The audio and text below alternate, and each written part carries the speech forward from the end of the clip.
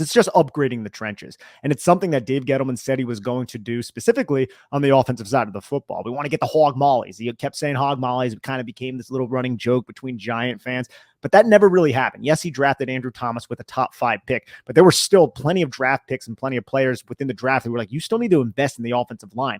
And the offensive line sucked throughout his tenure here. But Joe Schoen, for his first draft, ended up drafting Evan Neal, Josh Azudu, Marcus McKethan. And then this year he drafted JMS. So you're talking about 3 offensive linemen in the top 67 out of 2 drafts. That's an investment in the offensive line, specifically the interior offensive line, but he also got that right tackle. We know we needed a center. John Michael Schmitz ended up falling to them in the second round. We know that they were really nervous that was not going to happen, that the Chicago Bears are going to select John Michael Schmitz.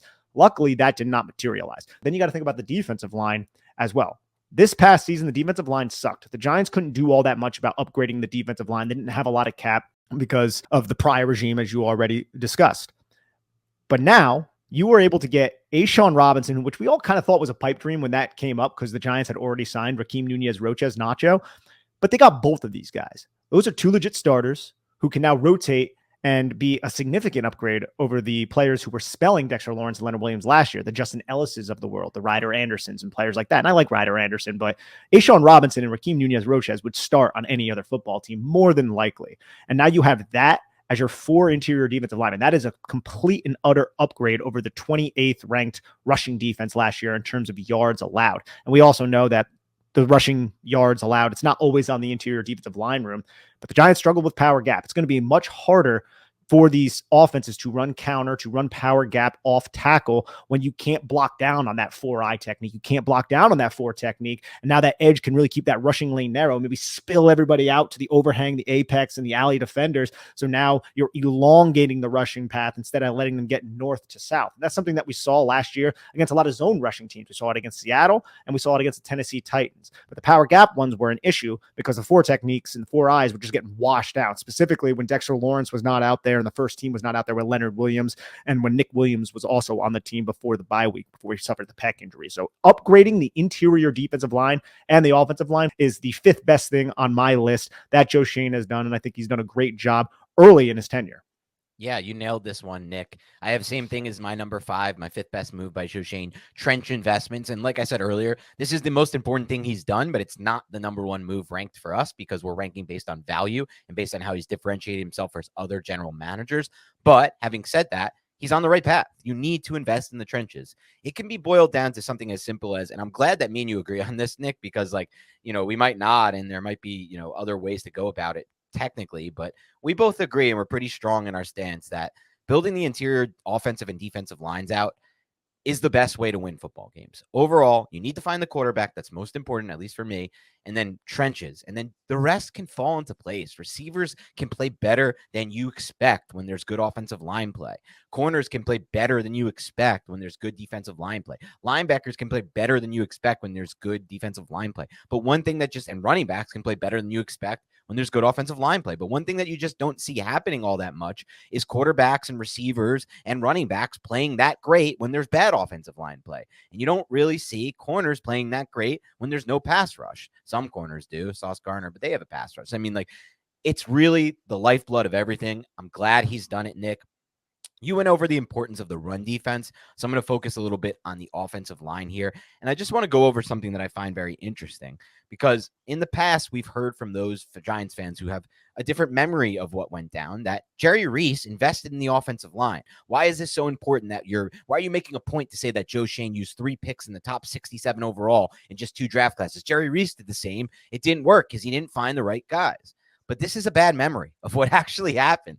So 3 picks in the top 67 overall for Joe Schoen. That's obviously over 100%, right? But let's use that criteria to evaluate the kind of investment that Jerry Reese, the Giants' former general manager, made in the offensive line. Jerry Reese had 11 draft classes. In 2007, he used no picks in the top 67 on offensive line. In 2008, he used no picks in the top 67 on the offensive line. In 2009, he selected Will Beatty at 60 overall. That's 1. In 2010, none. In 2011, none. In 2012, nothing. So we're still at 1. Justin Pugh at 19 overall in 2013. That's 2. Weston Richburg at 43 overall in 2014. That's 3. Eric Flowers at in 2015 at 9 overall. That's 4 total. Nothing in 2016.